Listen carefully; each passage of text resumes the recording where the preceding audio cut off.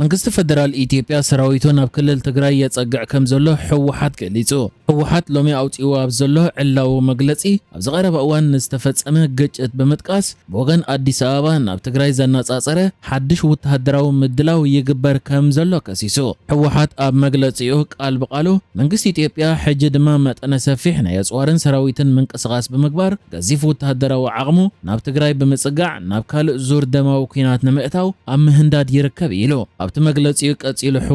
ሕወሓትን ህዝቢ ትግራይን ስምዕ ፕሪቶርያ ክትግበር ከም ዝደልዩ ብምንጻር እዚ ሓደገኛ ሳዕቤን ዘለዎ ወተሃደራዊ ምድላዋት መንግስቲ ኢትዮጵያ ጠጠው ኢሉ ብመሰረት ስምዕ ፕሪቶርያ ናብ ልዝብ ክእቶ እምበር ናብ ካልእ ደማዊ ኩናት ክኣትው ፍጹም ድልየት የብሎምን ኢሉ ብወገን ውድብ ሕብረት ሃገራትን ሕብረት ኣፍሪቃን ዝርከብዎ ማሕበረሰብ ዓለም ክቃላሕ ንዝጸንሐ መተሓሳሰቢታት ብምንኣድ ዳግማይ ኩናት ከይውላዕ ግብራዊ ስጉምቲ ክወስዱ ሕወሓት ተማሕጺኑሎ እንተኾነ ግን እቲ ምንቅስቓስ ኣበይ ከባቢታት ከም ዝተረኣየ ሕወሓት በዝርዝር ኣየነጸረን መንግስቲ ኢትዮጵያ ዘሳወር ዘሎ ካልእ ዙር ደማዊ ኩናት ደው ይበል ድማ ክብል ሕወሓት ጸዊዑ ዘሎ መንጎ መንግስቲ ፌደራል ኢትዮጵያን ትግራይን ብሓደ ወገን መንጎ መንግስቲ ፌደራል ኢትዮጵያን ኤርትራን በተኻልእ ወገን ወጥሪ እናዓረገ ኣብ ዝኸደሉ ዘሎ እዋን እዩ ሕወሓት ነዚ መግለጺ ሂቦ ዘሎ ብወገን መንግስቲ ኢትዮጵያ ዛጊት ብዛዕባ ዝክሲ ይኹን ሓድሽ ወተሃደራዊ ምንቅስቓስ ዝተዋህበ መብርሂ የለን እዚ ይኹን እምበር እዚ ሎሚ ወፂኡ ዘሎ መግለጺ ነቲ ኣብ ምጅማር ኩናት ትግራይ ዝነበረ ወጥረታትን ምዕባለታትን ዝመሳሰል ብምዃኑ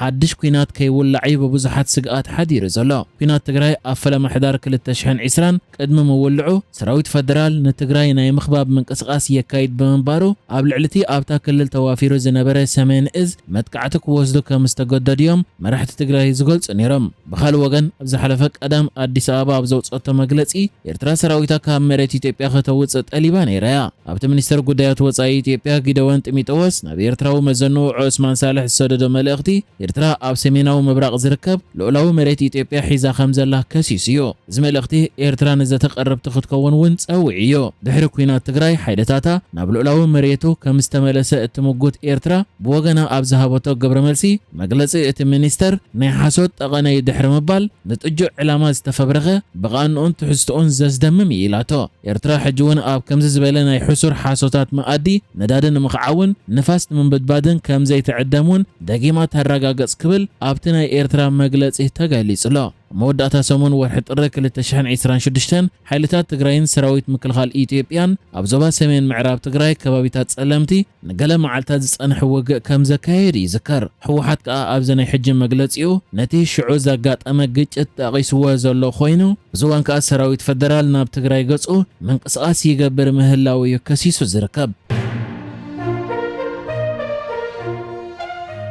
ሶማልን ስዑድ ዓረብን ኣብ መንጎኦም ዘሎ ናይ ምክልኻልን ወተሃደራዊ ምትሕግጋዝን ስምዓት ዝያዳ ንምሕያሎ ሓድሽ ናይ ምርድዳእ ስምዕ ፈሪመን ሚኒስትሪ ምክልኻል ሶማል ከም ዝገለጾ እቲ ስምዕ ኣብ መንጎ ክልቲአን ሃገራት ዘሎ ፀጥታዊ ምትሕብባር ንምስፋሕን ኣብ ዞባ ቀይሕ ባሕሪ ምርግጋእ ንምሕያልን ዝዓለመ ምዃኑ ገሊጹሎ እቲ ብሚኒስትሪ ምክልኻል ሶማልያ ኣሕመድ መዓለም ፈኪን መዘንኡ ሚኒስትሪ ምክልኻል ስዑድ ዓረብ ልዑል ኻሊድ ቢን ሰልማንን ኣብ ስዑድ ዓረብ ሪያድ ዝተኸተመ ስምዕ ዝተፈላለዩ ሓበራዊ ወተሃደራውን ናይ ምክልኻልን ጉዳያት ሸፈነ ምዃኑ እውን ተሓቢሩሎ ሶማልያ ምስ ካልእ ሃገር ወተሃደራውን ቆጠባውን ስምዕ ክትፈርም እዚ ናይ መጀመርታ ኣይኮነን ምስ ስዑድ ዓረብ ግን ንመጀመርታ ግዜያ ከምዚ ዓይነት ስምዕ ትፈርም ዘላ ቅድሚ ሕጂ ሶማልያ ምስ ቱርክን ግብፅን ተመሳሳሊ ስምዓት ፈሪማ ዝነበረት ኮይና እስራኤል ኣብ ቀረባ እዋን ንሶማሊላንድ ከም ሃገር ኣፍልጦ ድሕሪ ምሃባ ድማ ካብ ሓያሎ ሃገራት ደገፍ ንምርካብ ጻዕርታት ኣብ እትገብረሉ ዘላ ግዜያ ምስ ስዑድ ዓረብ ሕጂ ወተሃደራዊ ስምዕ ፈሪማ እትርከብ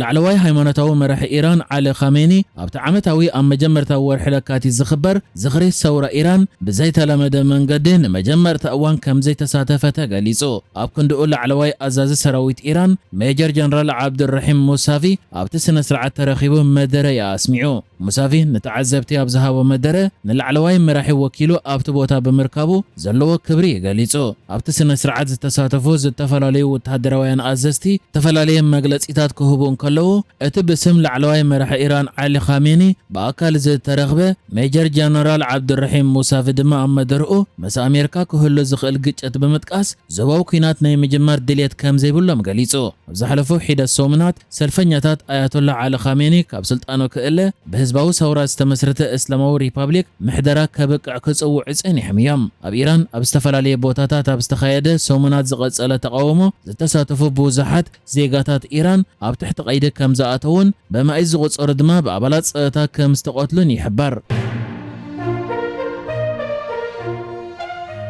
أبزوان نايك أربا مسارحتك قدام منيستر إثيوبيا أبي أحمد كوينو كما مخارج قدام منيستر أب قدايات مبرق أفريقيا سرح زلو نايك قدام بريزيدنت جزياو محدار كلل تجراي جيتاتشو ردا لمن قد حنتي أديس فورتشون تبهل ناي إثيوبيا مع كان جيرو زرقي حوا أب زلو صحف نتي أبزوان بريزيدنت جزياو محدار كلل تجراي زلو تادس وردا أبتنسو بريزيدنت زنبرو لجزية تادس وردا دما مكتل زنبرو لأوان جنرال تادس وردا زي شراوي مسيلو كوانت نبره بدحريت كوينو جنة سوز مرحز نبره من محدار كم زوجون المرحينة دما كم زداخمن مستيانس أرز نبره كفال حو حد ما كم زوجنن كسيسو أبزين جنرال تادسه بقتتا آتك علو زلو نويح صحف جتاچ وردا هيبوا أبزلو مجلسي جنرال تادسه زي شراوي مسيلو كوانت نبره سرعته بزخونه من قدقن نتناتي من محداريو كفرس سرحني ريلو بجكا زون مستم أنس أري زنبرو كفال حوحات وجينو كبلن كله نمن محدارو زداخمه حلفات دما نحوحات غيري يلو بجكا زون لعلوت مرحتي حيلتات تግራይ نناي محمحدارو سبا سلطان نخفرارحو عدل كفيتو بمبالون كسيسوي زركب ابز حلفون جيتاچو وردا تادسو وردا حنساب ننويح معلتات تليفونو اطفيو دهايو كمزت افئن بفلاي كا قال كفال حوحات محداري يفرسو ابز نبرو الاوان تخويلو دهايو يطفئ كمز نبرن تليفونون يطفئان نيري بمباليو بقتتا كسيسو وزلا جيتاچو وردا نتادسو وردا بقتتا كمز عينت متقعت زحوسه كسي كقربلو مجمرت اوان كوينو هرفان ناي سلطان نيروان اب سلطان نخمص دما سريحي بمبالون كسيسو ولا بجاكا زون ابز حلفك اربا اوان امونغو حيلتات تግራይን መንግስት ፌደራልን اب ጸለምት ዝተገብረው ወገ በአፍልጦ ታደሰ ወረደ የተኻይዶ ከበለን ኮሎ ንሱ ፕሬዝዳንት ክልል ትግራይ اب ዝነበረሉ اوان ድማ እቶም አንጻራ የምዝበሎም ናይ ሕወሓት ክፋል ፕሬዝዳንት ክንገብረ ካይና ነዚ ግዚያው ምሕዳር ክልል ትግራይ ናይ ጌታቸው ረዳ አፍርሶ እናበሉውን ደፋፊኦሞ ይሜሎ بجاكا زون مكتل بريزيدنت اب زنبرو لأوان انا نخئله ناب قدامي منيستر إثيوبيا خيترفه حتى اغريبي بمبالون نتحدث ورده كسيس ولا جيتاچو رده اب زوان تግራይ بpolitikaو وتهدرو اوليغاركيا تمرح زلا كبلون كله اب سلطان ገንዘብን ዘይተሓታትነትን بزتكرو ولق سباتيا تمرح زلا خبلون كسيسيو جنرال تادسن اتم صبيب الرأيا زلوم بوليتيكاويانن وتهدراويانن مرحتي اب سلطان كساب زلو دما عنكل وتهدراو بالشونا تحتاتنت زي مهلاو قمد ما قونص كقصل يلو نحجز تدالو الزيناتات ازينيرو بكالك ساب نرغب سلام نعخم